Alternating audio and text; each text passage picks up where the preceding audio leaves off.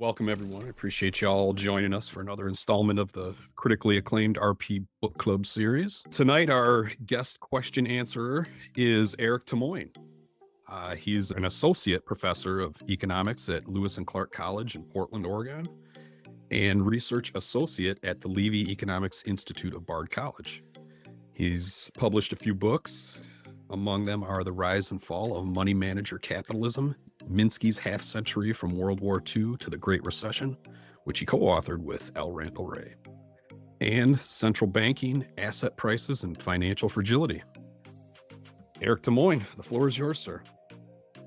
Hi, thank you for having me. It's a great pleasure to be here to discuss this new book. So I guess I'm looking forward to a great discussion tonight. All right. I guess I will get started with our presenter, if he's available. Perfect. Hey, everybody. They asked me to do my reaction and summary of this portion of the book. Just introduce myself. My name's Kenny. Pretty new to the group, but I'm helping out with a few different things. I'll just jump right in. So yeah, with the section we covered, kind of just the intro, preface and introduction, and then chapter 1 and 2. A lot of detail on almost everything that us in MMT world talk about. So kind of main takeaways in the preface was really talking about something we hear a lot in MMT about how it's a lens, and a lot of the folks in the mainstream or the current economic mainstream people that we see look at this like as if they have some glasses that are distorting their vision. And the focus of MMT is, as a lens, as we hear often, that show how the economic systems in modern economies really work. And then the intro is really just kind of an outline of the whole book. So really going to just jump right into chapter 1 here. So it talks about what is money and how it's used for lots of different things. And we investigate all the different things that it can do, but that isn't necessarily the best description of what it is. So we talk about in section B how it's an IOU and how modern money is based on credits and debits or assets and liabilities. And it's actually based in quite simple accounting. And we should see this like T account table that we use throughout to track assets and liabilities for different types of transactions. As we went through these chapters, I on the side tried to make one of those T account tables for each of the examples that was given. There was one in the beginning, but then later on there was one about a contractor being hired, and I try to like do that. And I certainly may have some questions about that in the future. We can see in the first example, this transaction of a mortgage showing the seller has the asset of the house, and then he removes that asset in exchange for a new asset, which is a check from the bank, which is the promise to be paid in the amount written on the check. That bank as a liability, that check is a liability to pay the seller the amount that's written on that check. So then the bank gives the asset that they've purchased, which is a house, to the buyer in exchange for the promise of the buyer paying them back, which is the mortgage. So the mortgage is the asset for the bank since they'll be paid back. Even though that'll be over time, it's still an asset to them, but it's a liability for the buyer because the buyer will then owe the bank until they finish paying that off. And then they talk about how you're redeemed. And so you have to always kind of have the asset and the liability on each side of the transaction to cancel each other out. But in the end, it all cancels out to zero, which we'll see later on. It's a big important point in this happening, even at scale of like governments and trillions of dollars and billions of people. The same rules apply. Then in section C, we talk about how this debt and redemption works around this example that is very often used in MMT, which is this owner of the pizza shop. And so they are running this sale and they want, a promotion. They want to give out free pizza to drive people to come into the shop.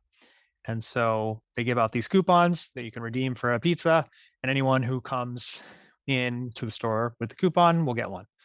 So that's the liability that they're owed when they come in. And once they come in, the debt is paid, he gets the pizza, the coupon is given back to the owner. And then after that point, the coupon is useless. And so the shop owner wants to throw that in the garbage because if someone else grabs one, he might end up giving out more pizzas than the original coupons created. So as soon as it's been redeemed, it's just immediately thrown in the garbage.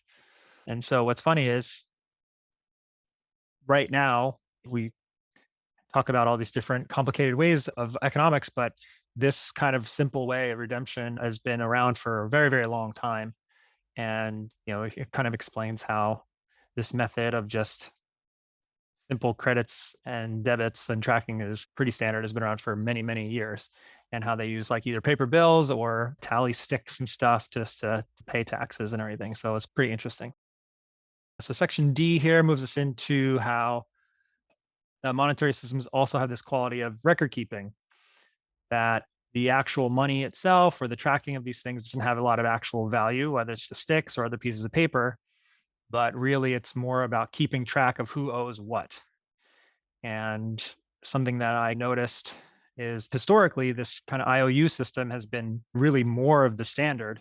And any gold standards that have been used in history are actually pretty recent and a diversion from the norm. So I don't know if that's historically accurate, but based on the book, it seems like the gold standard that we had in the US and other countries did in more recent history is actually a diversion from this IOU based system that's been around for thousands of years before.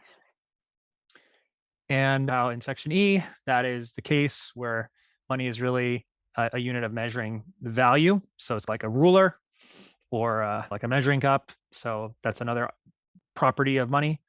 And then concludes at the end that there's no perfect definition of money because it can be lots of different things. He makes this quote saying from, I think it was Hyman Minsky, said, anyone can create money. It's just a matter of it being accepted. So there's no perfect definition of money, but in general, it's kind of like the unit of account, which is like that unit of measurement, but then also the IOU being the two main characteristics.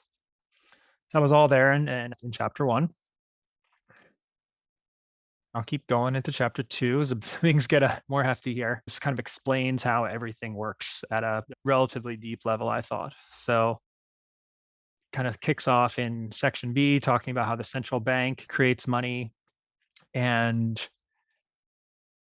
how the government, when it comes down to finances, is actually two entities. You have the Treasury, which is in charge of all the spending and the receiving, and then the Federal Reserve, which is the actual bank and just does banking operations, but also does some monetary policy. So the saying is the central bank lends and the Treasury spends. And so we start out with the Fed, how they lend money into existence. They create money by lending money to private banks. Every private bank has an account at the Fed, which is something I only pretty recently learned when learning about MMT. And that money in those accounts is really just like normal money, but has a special name because it's an account at the Fed. So those are called reserves. So that's that one particular relationship between a private bank and the central bank is a little bit different because it's the central bank, and that those are reserve accounts. But they're dollar and cents like anything else. And then private banks can then lend monies to individuals like us for a mortgage or car loans or all kinds of stuff like that. And then whenever there's a loan that's given out to individuals, the Fed just marks up the account at the private bank. And that is how they actually create money out of thin air. And then the Fed also has another role in that it clears payments between banks when people send money to each other. So if I'm using one bank, you're using a second bank, and I write you a check, you send it to you send it to that person, the account gets marked up, and then in the back end, the Fed kind of moves the reserves from the one bank to the other, clear that payment and make sure everything is lined up. So then section C, we go into some more detail about the Treasury, how the Treasury spends money into existence. So whenever the government spends money on goods or services or pays its employees, it creates money because it has an account at the central bank. And so the way I was thinking about this is that just in the same way, you send when you send a check, when you or I send a check, we have our bank's name is on it. And then when the Treasury writes a check, it's kind of like their bank is the Fed. And so in this example that's given, the Treasury writes a check to a contractor for building them something. And the contractor go ahead and takes the check, deposits into their private bank. His bank sends the check back to the Fed to be cleared, and the money is moved from the Treasury's account at the Fed just to that bank's account. And now the contractor has the access to that money. But that action of the Treasury, when the Treasury is spending, that is the moment where the money is created, when it gets out into that private bank's account. So those are kind of the two scenarios where money is created just out of thin air. Both of these ways of money creation cycle through the economy through private banks who all have accounts at the central bank, right? So any transfers between banks are actually just additions and subtractions at the Fed. But those two main, lending and spending, are how money is created. And then the opposite of that, when we get into section D, is deletion. And that talks about taxes. So this is basically just a reverse of the way the Treasury spends. So Treasury taxpayer writes a check to the IRS. I guess the Treasury is who processes it. Then the taxpayer's bank account is subtracted that amount, and that just basically just destroys the money. Technically, it gets put into the Treasury's account, which threw me off for a second right there. I'm like, wait, I thought that we destroy the money when you pay taxes, but then they put money into the Treasury's account. So now you could potentially think that, wait, the Treasury is just saving up all that money and whatever. But earlier in the chapter, they mentioned how the internal bookkeeping between the government agencies doesn't really matter. As soon as the money is taxed, it's removed from the private sector and it's deleted. That idea, though, was quickly canceled because in order for anyone to get new money, the government has to create it first. So it was like a little bit of a distraction there, a misunderstanding. But really, what ends up happening is that Treasury account is always made sure to be positives because no checks from the Treasury can really bounce. So Section E goes on to talk about how the government doesn't have to spend what it can get into that Treasury account. The Treasury by law has to clear all checks. In a short term, it can run an overdraft, but then the Fed will always just top up that account to make sure it's positive all the time. So there's no way for the Treasury to bounce a check. That's kind of the proof that the government is not taxing us to spend. They have to spend first before taxing. And then in the last section, talks about how the private banking system is really kind of government controlled and how private banks create money when they make loans. And this very popular scorekeeper analogy is used here. Like when you go to a sports game, whenever the team scores points, the scorekeeper just types in the score, the keyboard, and the points are awarded on the scoreboard. They can't run out of points. As long as the points were scored according to the rules of the game, then the team gets those points. There are laws and regulations around what you have to do to get approved for a loan, right? Banks, yes, they will decide based on risk who to give a loan to, but there are also regulations set by the government. So as long as the person applying for that mortgage or loan meets those rules, and on top of that, the bank wants to take on that risk, then the government has promised to create that money. As you follow the rules of the game, you get points of that score. As long as the rules of the game are met, the government will create money through the private banks. So I thought that was a really good way to kind of understand that scorekeeper analogy, the kind of the next level of that scorekeeper analogy there. And then section G talks about how people have this wrong idea that we borrow money from China and from other countries and whatnot, but that's something about bonds and how there was always this concern that we borrow money from other countries, but it turns out we just have to actually create reserves before we can sell bonds, just further proof that bonds aren't actually us owing other countries money or anything. So hopefully that made some sense. If you can point out any points I got wrong, please let me know. Again, real quick, I guess the thing with MMT is it's crucial to understand that because I think by default, the way we're taught from birth what money is we see it as like a lot of people think it's a, spontaneous market forces brought it to be. And, they don't really understand it. So right away, I think, I guess our scope of what we can do as a society with money is kind of limited because we kind of think maybe there's a limited supply or I don't know. It's so important to understand what it is and where it comes from. That's what I kind of took from these chapters. But Virginia, do you have anything else before we hand it over? I'll let Eric respond to Kenny's summary, and then we'll start going to the questions. I do want to point out that Nate asked a question that says he's still confused. Actually, Nate, why don't you ask that question? So tell Eric what you were confused about, because you weren't very clear in your question, but I have a feeling it's important. Okay. Everything gets debited and credited, and it all seems to balance out in the end. My initial understanding was that Congress could spend money into existence and that basically it seems like everything balances, and that goes counter to my understanding of it. Okay. Thank you, Kenny, for the summary. That was a lot to go through in a few minutes. So I'll take 5 minutes to go add a few points, and then in doing so, I'll try to answer Erin's questions. And after that, I guess we can open it to anyone. I guess chapter 1 is really about understanding what a monetary system is. Okay, what is that? And there are two essential components in there. There is a unit of account, what in the book he calls money. Okay. And then there, if you want something he doesn't use in the book, but monetary instruments, okay, financial instruments more broadly, that we call also money. Okay. But I want to make a difference here between the unit of account, as he does in the book, between unit of account that he calls money and those monetary instruments, the cash, the bank accounts. Okay, those things are financial instruments that are denominated in the unit of account. And once you have this definition of a monetary system with these two components, the next question is, well, how is money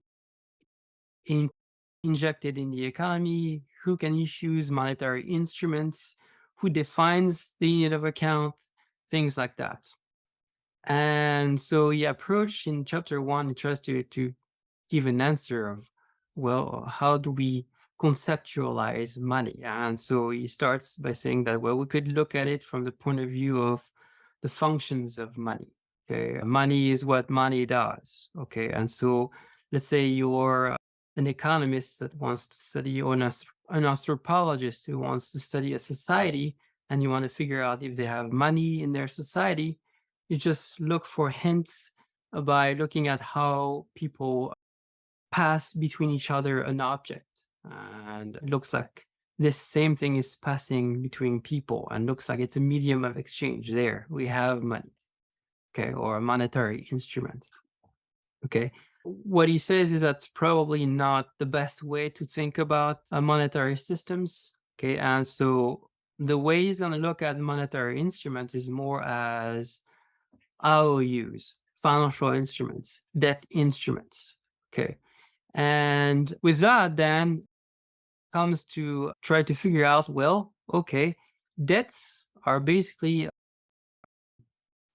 involve two parties. Someone that is going into debt, which is the issuer of the debt, and someone who holds that debt, which is the creditor. And so you can think of monetary instruments are as financial instruments that are issued by someone and held by someone else. Okay. And what are the properties of those financial instruments? Well, one essential property is they pass among people always at a fixed nominal value. Okay, so $10 bill changed hand at $10. Okay, not at $5 or at one point or $8 at another point. Okay, they always have this fixed nominal value at which they pass, and we call that liquidity. So that comes into the book. One aspect of a monetary instrument is that it's liquid. Okay, once you have that, the next question is, all right, so who can create monetary instrument? Okay, and the answer is anyone. Okay, everyone can do it. The point is to get it accepted. And that's where it's difficult. And so the analogy it takes is with the pizza coupons here. Okay, and pizza coupons, everyone can create pizza coupons. You and I can make one. Okay, and it says, oh, you want free pizza. Okay, and everybody who shows up with that coupon, well, has to make a pizza.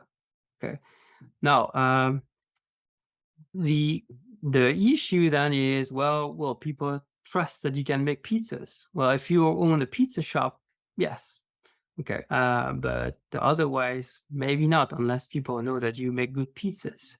Okay, so the same is true with the monetary instruments. Okay, the idea is that you have to make sure that other can accept it, and so there are mechanisms of acceptance that exist. Two main mechanisms is one is you promise to convert your monetary instrument, okay, into something else. So it could be gold, it could be dollars of the government, it could be euros, whatever you want to promise. And the ability to make other accept that monetary instrument by promising convertibility depends on, do they believe that you can make good on that promise? Okay. And that well depends. They maybe looking around above your shoulder and they see you have a pile of gold. They say, okay, fine, I'll take it. Okay. But usually for us it's difficult, okay, because we don't have what we promised to convert into. Okay. The other way is to promise that you will be able when you issue that thing, you promise that whoever holds that monetary instrument, say this is a monetary instrument, when they give it back to me, they can clear debts they owe me. Okay. And that's the case, for example, with taxes. Okay. So you can pay taxes owed to the government. Okay, by giving back to the government the monetary instrument they issued. Okay, in the same way, banks, okay, they basically have a broad acceptance for bank monetary instruments for two reasons. First, it's convertible into government money, cash. Okay, but another reason why a lot of people are willing to accept it is because lots of people are indebted to banks. Okay, they owe banks money because they have mortgages, they have student debts, car debts, all kinds of stuff. And so banks say that if you give them back their own monetary instrument, you're clear of that debt. Okay, basically they debit your account. Okay, and the bank account is the money issued by banks, and you can use that to pay debt you owe banks. And so these two mechanisms of what in the book's called redemption means to return to the issuer the monetary instruments that it issued previously, conversion and paying dues owed to the issuer. Those are the two main ways you create acceptance. If you have a broad range of debtors, okay, and so in that case, you can basically, you'll find a wide range of people willing to accept your monetary instrument because they know that they can pay you with those things. If you have a pile of whatever you promised to convert into, that also will create acceptance. Okay, so that's the first chapter. The second chapter is trying to explain, well, how does the issuer inject money into the economy, monetary instruments? Okay, and so there you can, as you said, you can either lend or you can buy something. Okay, there's actually a third way. You could also provide gifts. Okay, give grants. Okay, that's another way you could go. And so that's how you inject it. Okay, now the way you remove it is through the redemption channels that we just talked about. Okay, for the government is you can, taxes is the one. Okay, but another one, they could promise to convert into a foreign currency, or they can promise to give you gold. Okay, for bank money, okay, the way it's removed from the economy is by people paying debts they owe banks. Okay, or by people going to the ATM machine and giving back to the bank its own IOUs, okay, the bank account you have, and in exchange gaining the government money. It's a bit like the same thing as the pizza coupon. Okay, when you go to the pizza shop, you give back to the pizza shop the coupon, which is the IOU of the pizza shop, and in exchange you get a pizza. Where for banks, they don't make pizzas, okay, but they do promise to convert their own IOU, their own monetary instrument, into another IOU, another monetary instrument, which is Federal Reserve notes. Okay, that's how they're officially called. Okay, and well, then after that, the book goes into the nitty gritty of, well, how does, when you pass the idea of just the government, okay, as an abstract thing, and you go into the nitty gritty of the institutional operations of government spending and taxing and issuing bonds, okay, there what you get is you have to look at the coordination between the Treasury and the central bank. And basically, what you have here is complicated debits and credits, okay, that occur.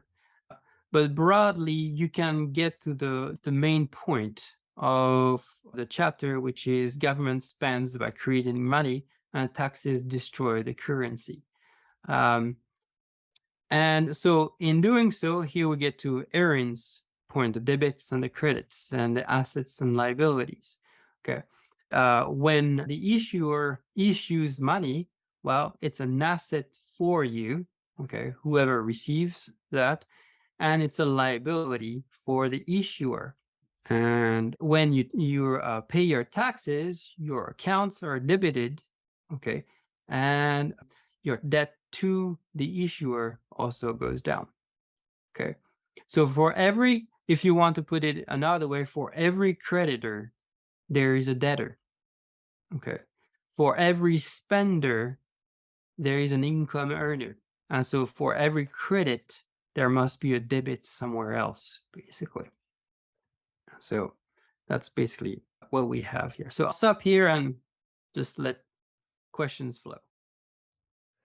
Stephen D asks from chapter 2, are the bank reserves at the Fed plus bonds outstanding equal to the cumulative deficits over the years? Okay. The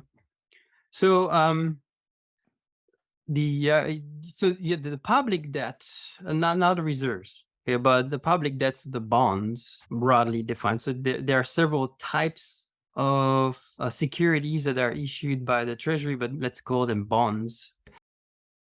Those are accumulated that we have outstanding that are represent the sum of all the deficits over the years. Yes. Mm-hmm.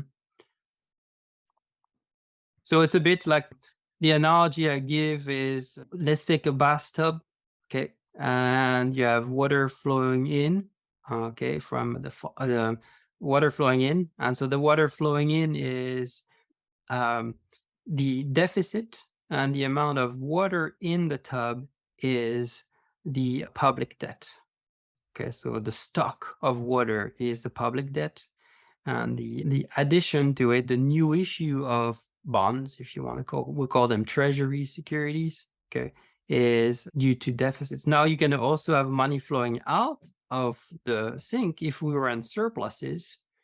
Okay, when a government, the U.S. Treasury, you're in surpluses, it uses it to repay the public debt, and so the flow of water in the tub would fall.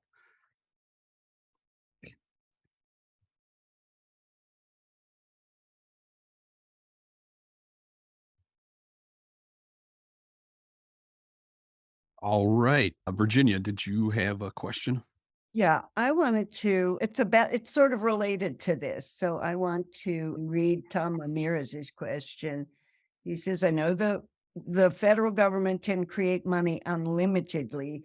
What is the constraint on private banks creating money? Is it a capitalization or reserve ratio, or are they only limited by the demand for loans? And I'd like to add to that, because Eric, I get so confused about this idea of reserves. If reserve what? Where does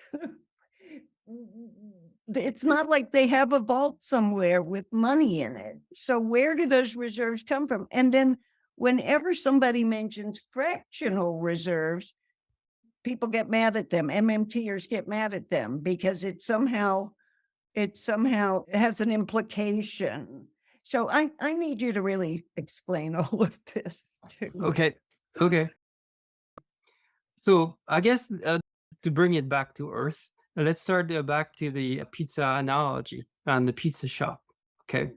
So what constrains the ability of the pizza shop to create pizza coupons? Okay. They could create millions of them. Okay. Problem is, of course, that then the business will go under very quickly because basically will provide pizzas for free, and we're in a capitalist system where you have to show a profit if you want to survive as a business. And so that's the first limit, and same with banks. Okay. Banks could provide credit left and right.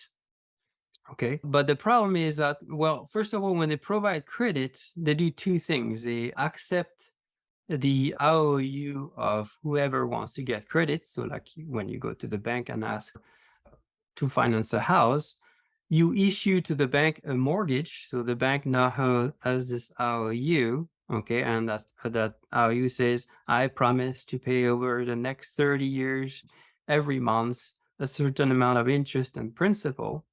And in exchange, the bank pays whoever he needs to pay to buy the house.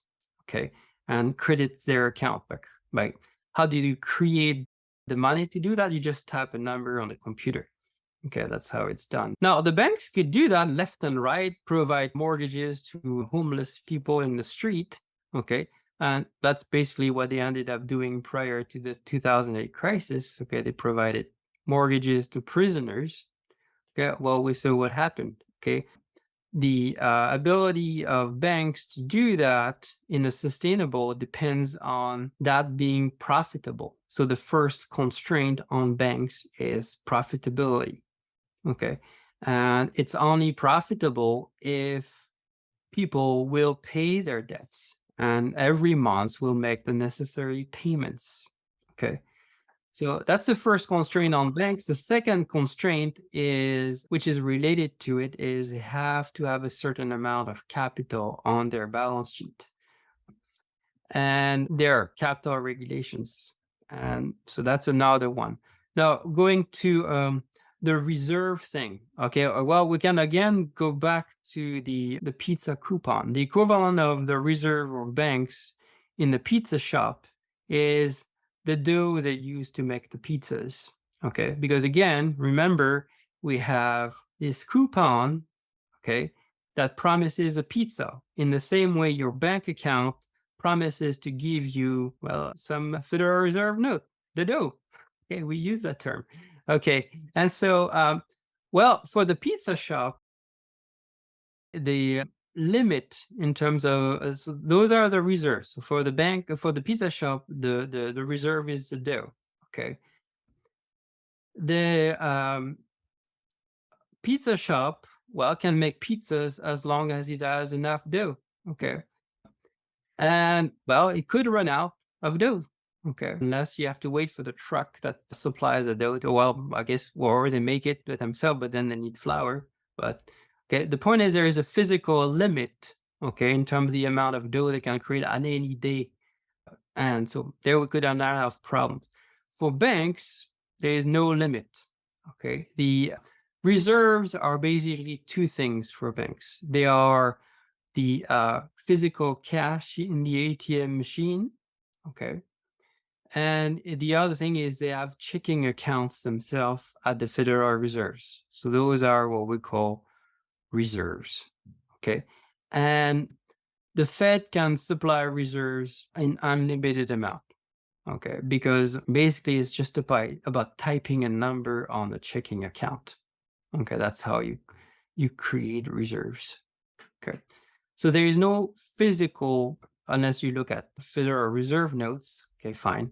But most of it today is electronic entries in a balance sheet. Yes. So the reserves are never a constraint on a bank providing credit. Okay. What is a constraint is it profitable to do it? And capital regulations with linked to profitability. Absolutely. All right. Our next question is from friend of the org, Jeffrey Gitter. Jeff? I'm here. Can you hear me? Yes, sir. That angelic Okay. voice. Okay. To whatever degree you feel is relevant or you feel you have the time for, I really feel this is an important one, and chapter 2 starts to touch on it. Can you describe the difference between public banks, including post office banking, private banks, investment banks, and most importantly, for complete understanding, shadow banks? What are they, and what role did all these things have in to derail the global financial system in '08? Okay. So so postal banking doesn't have the same constraint as a for-profit private bank. Okay. So here you have more of a public purpose at play. Okay, and if you have any trouble, you have the government helping directly. No problem. Private banks, they have to show a profit. Okay, that's how they run, and they also have lots extensive government backing these days if they run into trouble. Okay, but they at least have to show a profit. For the rest, investment banks and shadow banking, investment banks, they really work more in the financial markets. So what we call, you and I call banks, they are here to basically provide financial services for the little guy, okay, the little business. Okay. Investment banks are more there to try to help corporation raise hundreds of millions of dollars or billions of dollars in the financial markets by helping them decide, shall we issue bonds or stocks, okay, and things like that. The shadow banking, for that, it's about trying to circumvent some regulations. There are several aspects. It's a complicated thing. I'm writing a textbook now on financial system, and I just put out the securitization chapter that goes into the shadow banking. To understand that, you need a lot of background on banking, but basically, the shadow banking system is trying to recreate the banking system outside the regulatory framework put in place by government. And with that comes lots of problems because they're not backed by the government. And so you have lots of risks that emerge. I guess I'll stop here. There are lots of problems that come with that. If you want to dig deeper and you have finer questions, we can go there, but otherwise I'll stop here. Yeah, and I'll just take this opportunity before our next question to urge you guys to head over to realprogressives.org and check out the flagship podcast, Macro and Cheese, which our guest Eric Tymoigne actually was on an episode not too long ago. If you want a textbook too, it's available online, and the chapters too are online. You can find them. Otherwise, shoot me an email. Absolutely. Okay, our next question is from a guy named Steve Grumbine. Steve, you there, buddy? I am. Hey, Eric, thank you so much for joining us tonight. Really, really appreciate this. So my question is, what is this fetish, do you think, about concept of the private Federal Reserve? Why do you think it's so poorly understood? That's part one. And number two is, what is the significance, if you will, when the federal government grants charters to banks and the term private? This is like, I'm skipping through a lot of the way I wrote my question.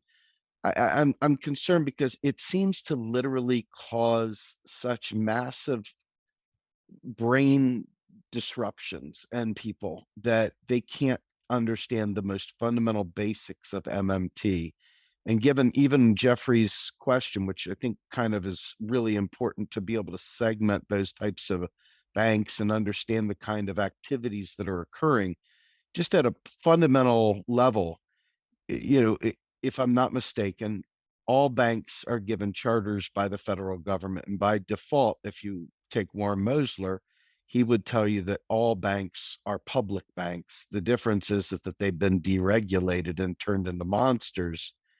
So I guess my question to you is, what is it about the concept of private and public Federal Reserve that you feel over the last 100+ years has generated so much angst and lore and mythology and literal incapability of understanding basic concepts? How has that impacted society? So on the Federal Reserve, I mean, the Federal Reserve is a compromise of the culture of the United States that sees the federal government with very suspiciously. And so the way the Federal Reserve was created and organized is awkward, I would say.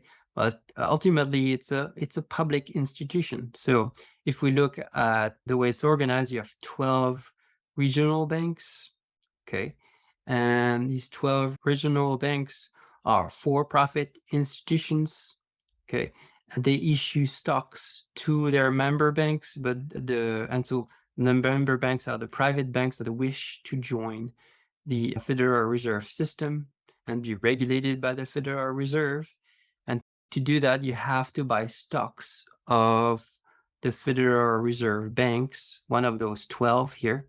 Okay, so in Portland, we are in District 12, and District 12 is overseen by the Federal Reserve Bank of San Francisco.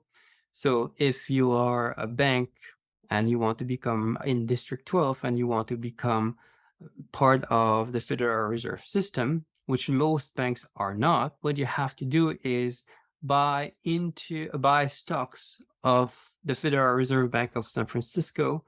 Those stocks are not tradable. They cannot be used as collateral. They're more just card membership card. Okay, what's good about them is they give you a 6% dividend.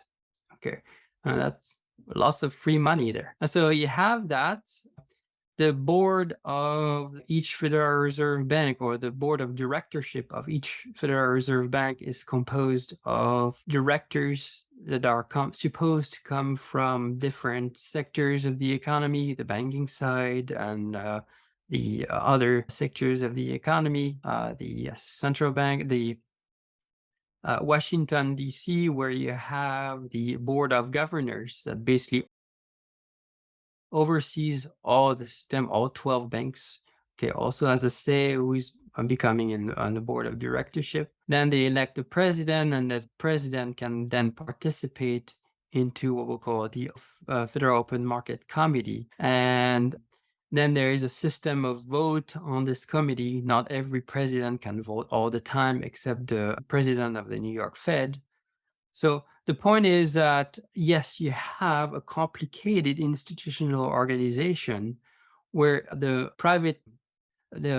Federal Reserve banks are a for-profit, but at the same time, they are overseen by a board of governors that basically tells them what to do.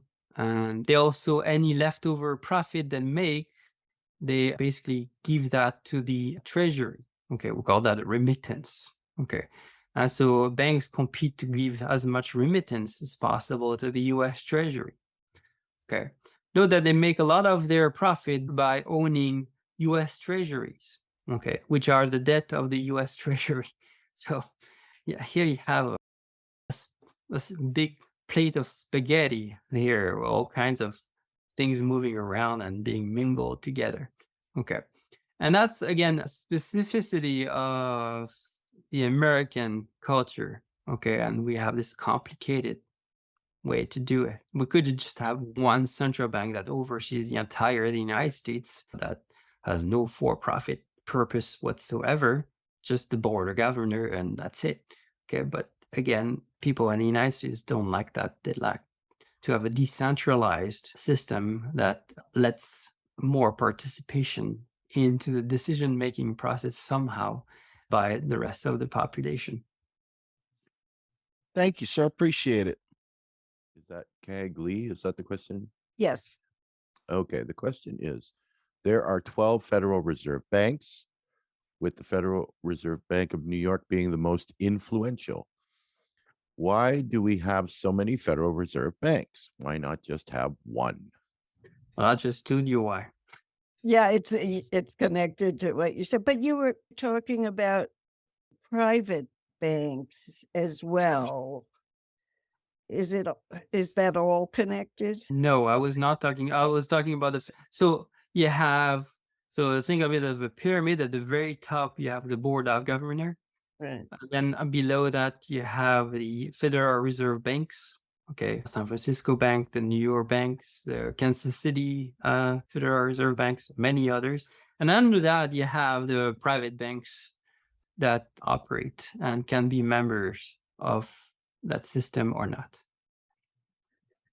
Okay, I wanted to be sure. Okay, great. Yeah. Next, we have Larry Day with a question. Larry, if you're ready, I guess we'll ask for him. In the Chernova-Presley proposed federal job guarantee program, would congressional allocation go through the Federal Reserve at all? Well, so the Congress decides what the spending should go, what kind of spending we should do. Okay. And once this is done, the role of the Treasury is to implement that budget. And so the funds used to implement that budget are all in an account. They're in accounts at the Federal Reserve. In the past, they also used to be, and Randy mentions that, they used to be at private banks. Now, since the financial crisis, the central bank, the U.S. Treasury basically closed all those private bank accounts and moves all its funding into the account it has at the Federal Reserve. So everything is in there. And so to spend, the Treasury uses that account. Okay, to receive tax revenues, it also uses that account. Yeah. And I think that comes to one of Kenny's questions, which is, well, I thought taxes are destroyed and they're not the source of revenue. We can deal with that if we want. Friend of the org, Matt Pivovitz has a question. Matt? Yeah, so I just wanted to bring it back to something that was mentioned a little bit earlier regarding capital requirements as opposed to really having reserve requirements or fractional reserve. So I'm just trying to get a little more information on what exactly is the capital requirement. I think my most latest understanding is Tier 1 capital assets divided by consolidated assets. I don't really know what that means, but I would like to know more. Thanks. Yeah. So the question then is, what do we consider capital? Okay. And so here you have several ways to generate capital. The first one is banks generate capital by making a profit. Okay. So when we think about, I want to make money. Okay. And making a profit is making money. Well, if you think about it for a second, banks, they're the issuer of the money. So for them making a profit, they don't get anything on the asset side like we have in our bank account is credited. Boom! Oh, we have more money in our account. No, because for banks, the money is their IOUs. Okay, so the way they make money, the way they record a profit is purely as an accounting entry in a balance sheet, okay, which is you have more capital. Now, we could go through the accounting if you want. In the textbook, I do go through that. But the main point is that for banks making a profit, there's nothing physical that is gained. There's nothing that they earn on an account somewhere. What they earn is just +5 on a piece of paper, and that's it. And that's hugely important, okay, because for banks, they need that +5 as additional capital because it helps them to continue the process of creating money, and it helps them to meet the capital requirements. Now, if you move beyond how you create capital through profit, another way to raise capital is to issue stocks. Okay. And then comes another question is, what about beyond stocks and undistributed profit? Are there other forms of capital? So there Some people are going to say, yes, you could also include other things like what we call loan loss reserves pass. You could include in there also let's say the bank issued very long-term bonds. Okay. Maybe that could be in tier 2 capital requirements. So you have second layer of capital, and we could count that. So when you go into the definition of what capital is and in the nitty-gritties, there we can start to look in details at the different elements of capital. Yes. Excellent. All right. Our next question is from Wayne McMillan. Wayne, go ahead, sir.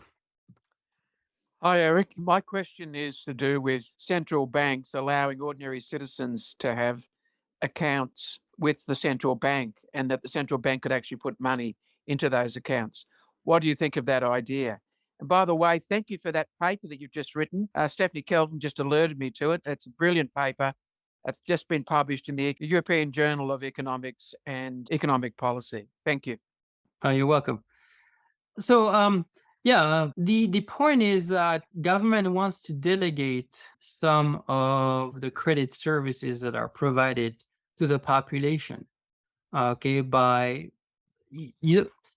doesn't want to do everything.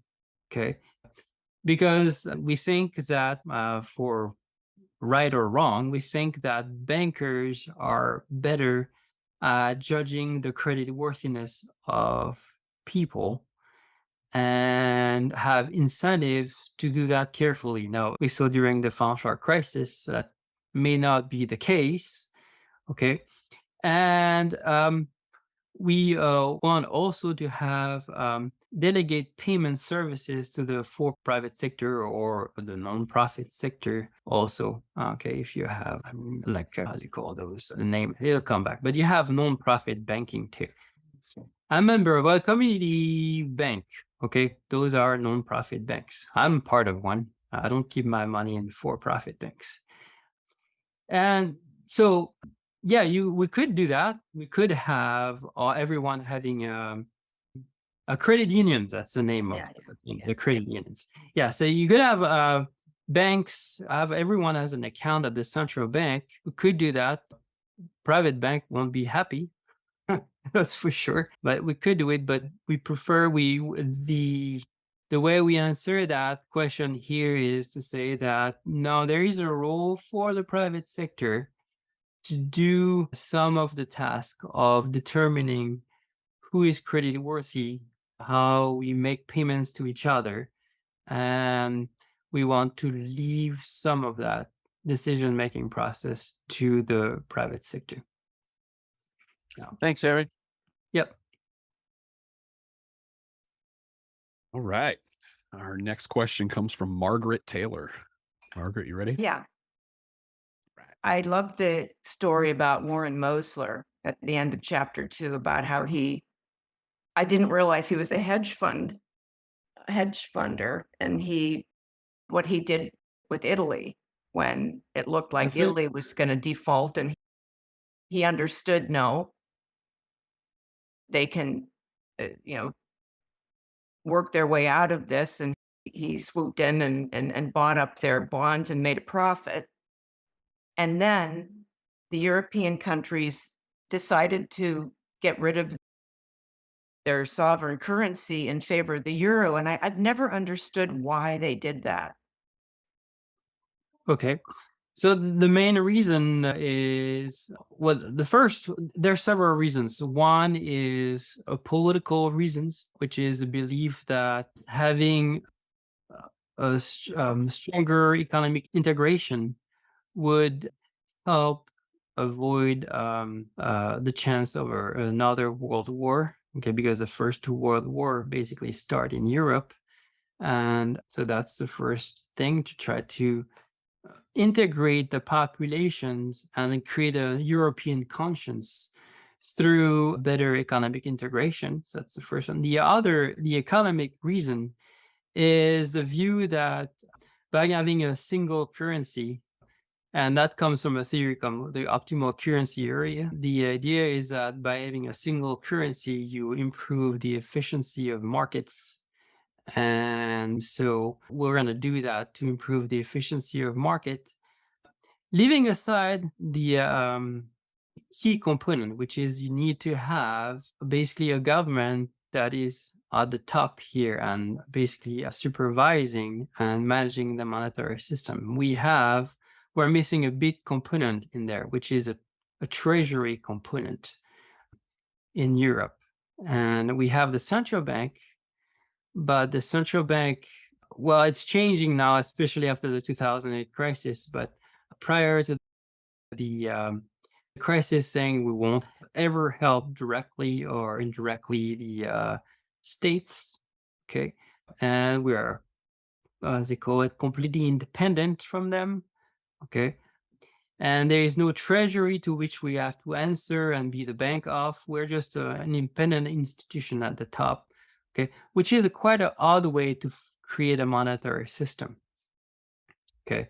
If you look at all monetary systems, modern monetary system, they really start with either a combined form of a treasury or a central bank, or the two elements of it together and basically helping each other out. Here we just cut off completely one side of that. And it didn't go very well, okay? And ultimately, the central bank during the crisis had to intervene to help the member states, basically. And it continues to do that up to this days. So, well, again, here, basically, we have another example of a cultural, maybe, influence on the way we organize a system that is strongly influenced by the German culture and this view that, well, we should have a strongly independent central bank. But again, they're trying to work with that culture while at the same time making the system work and not be unstable. And that recreates some form of financial support to treasuries. But in this case, it will be individual treasuries. Stephen Cobb with a question. Go ahead, Stephen. Hi. I actually have just two observations about our use of the English language, and this has helped me understand a couple of important points, I think, in modern monetary theory. First has to do with our use of the term when you say we redeem our debt and so forth. I don't think we should pronounce it that way. The root word is deem. So to deem means to consider or evaluate. So if you loan me money, you deem me to be a debtor and I deem you to be a creditor. And maybe I don't like that and I don't want to be thought of as a debtor, so I pay off my debt in the belief that you will redeem me. You will reconsider or reevaluate me. I'm not a debtor anymore, and you're not my creditor anymore. So we redeem each other, not redeem. We redeem, we reevaluate each other. So it's really about the relationship, and the act of redemption is, about our relationship. It's not about the money. It's maybe a small point, but it helped me to understand. The other thing. Oh no, it's a very important point. Yeah, it's indeed right. And in religion, we use for my entire life, I've heard the word redemption in religion. I really have never understood it until I, looked it up and started to think about it. And it's, you're a sinner or whatever, and you want the redemption is you want to be seen in a different light. That's right. That's what redemption is. The other thing, I just want to make one other point, and that is, I'm an English major, so this stuck out at me. We always talk about the government issuing IOUs. Really, that's a little confusing. I think we should say it's a we owe you, because the government is acting as a proxy for the entire nation. It's, if I own a boot factory and I provide boots for the army and you give me money, the entire nation is thanking me for providing boots for the soldiers. And it's a we owe you, not an I owe you. The government say, okay, well, an I owe you. No, it's a we. The nation thanks me for providing those boots. So anyway, that's my point. Okay.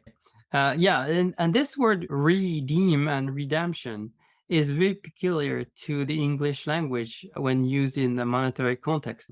In the process of trying to publish a French MMT book, and that word redemption doesn't work. Okay, it's strictly a religious word in France, and that doesn't work at all. We would use more the word reflux. Okay, so money flux and reflux. So that works better. So it's really peculiar to the English language, this word, but I think it's the proper word because it indeed reflects the fact that monetary systems emerged, modern monetary system emerged through the religious authorities, okay, and the social organizations through classes where you have religious authorities at the top that create monetary system because they make others indebted to them. Yep. But yeah, monetary creation creates basically a relation between a debtor and a creditor. And so, yeah. Next up, we have Betty Taboni. Are you ready? Go ahead. Okay, why is it a liability to the bank if they are the ones giving money, like when they create a deposit or a reserve? Mhm.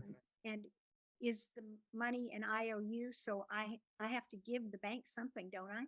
So that they know that I owe it to them? Right. Yes. So when we go ask for about home financing, so you want to buy a house, okay? Unless you have money up front or you pay cash, okay, entirely, usually we have to go to the bank and what we say ask for a mortgage. Well, really, we are the one issuing the mortgage because for those of you who have had the chance to become a homeowner, okay, and you remember back in the day when you went to the lawyer's office and you had this huge pile of documents to read through and lots of signatures. Okay, probably the most important documents here was what we call the mortgage note. And the mortgage note does clearly say that I, and then your name shows up. So I, Eric Tymoigne, and if there is another debtor like my wife, okay, I, Eric Tymoigne and Yen Liang, we promise to pay those things. So you are the one issuing the mortgage. It's your debt. Okay, and you decide to give it to someone issuing it. Now, what does, so that's what you give to the bank. In exchange, what does the bank do? Well, the bank creates its own IOU. Okay, we call that bank accounts.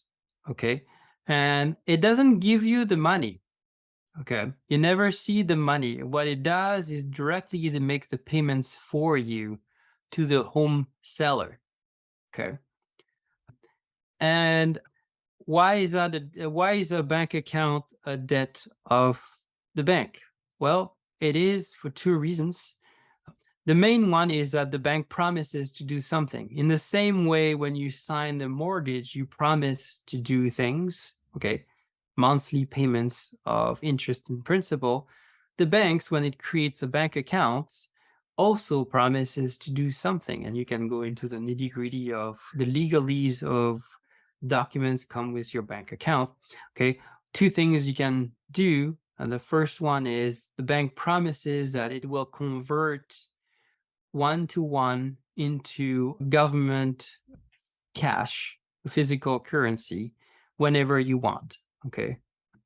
Now, if you want to withdraw lots right away, you might have to give them a heads up, but otherwise, it's anytime you shows up, they'll give to you. That's the first thing. So the first part of the redemption mechanism, okay, conversion into something else. The other thing that they promise is that if you ever owed to the bank something, okay, so you have to pay them something because you are indebted to them, you can use the bank account to pay them. Okay, so they promise they will accept that. Okay, that's the other promise. You get there is no situation in which you have lots of money in your bank account and you say, okay, let me pay my bank now, and I'm going to do that by debiting, asking them to, or write a check to them, or ask them to debit my account. And the bank is going to say, nope, sorry, I don't accept that as a means of payment for the debt you owe me. Okay, that would be defaulting. on their promise. Okay, because they promised that they would accept these book entries and a debit of these electronic balances as a form of payment. Herb Wiseman, you can go ahead, buddy, and ask your question. I didn't really have a question so much as I wanted to respond to the earlier comment about liability, but then I came up with, having just noted that Brazil and Argentina are having conversations about a common currency. And interestingly, Paul Krugman apparently has come out opposed to it, and I would suspect an MMP would oppose it as well, and that is really what I'm wondering about. Would we oppose that? I'd like to make a comment about the double entry bookkeeping. I didn't hear you say that, Eric, but basically the answer to Betty is that it's double entry bookkeeping. That's right. Yeah. Thank you. Another question here from one of RP's own, Christina. And she asks, can the big private banks be realistically, practically reformed? Yikes. Okay. My views is that banks today are far too big.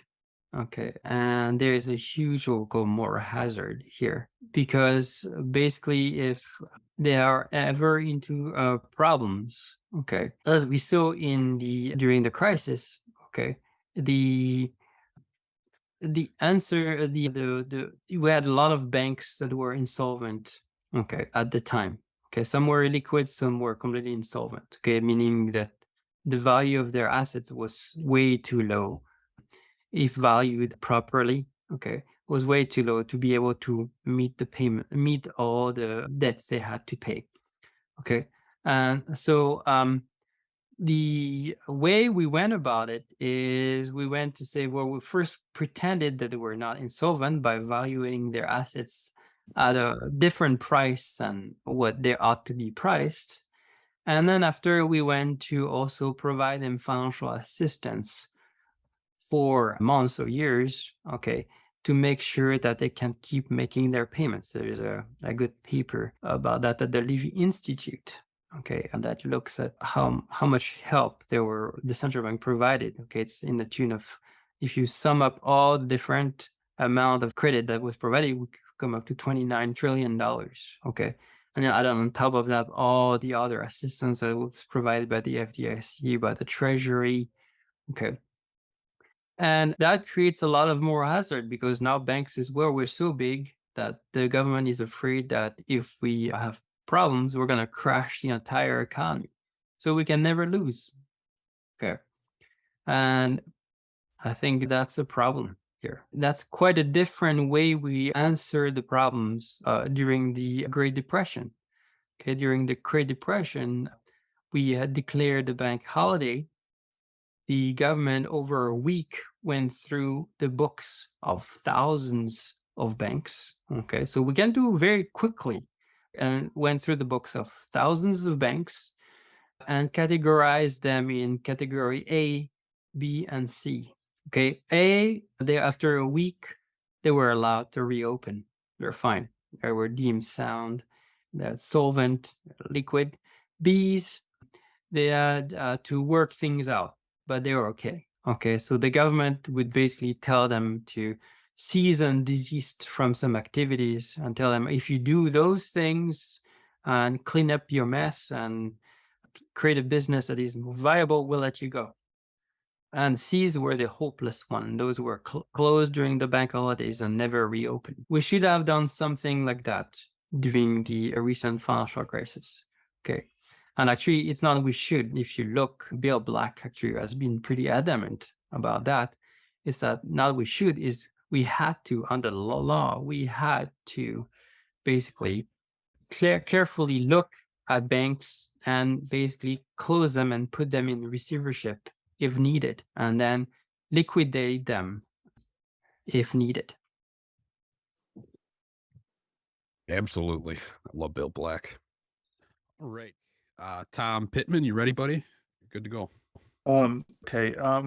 Eric, this is kind of MMT 101, I think, but I just wanted to make sure that this isn't wrong because I've been using it a lot on Quora. And I wanted to ask, is the following correct? And this is what I'm asking. All government spending equals new dollars as a result of political will in Congress, known as high-powered money because it is bank deposits plus bank reserves. And federal taxes do the reverse of that spending, resulted in deleted funds from the bank account and deleted reserves from the bank's reserve account, leaving only bookkeeping for the IRS, Fed, Treasury, Social Security, et cetera. Key word of my question is if I have the bookkeeping part right as well. Thank you for letting me ask the question. So yeah, sure. No problem. So you're saying he has it right? Yeah, it's fine. Yeah. So we are at the 90-minute mark, which is a miracle. And we got to all of the questions, which is another miracle. So, Eric, we want to thank you so much for this. Thank you for having me.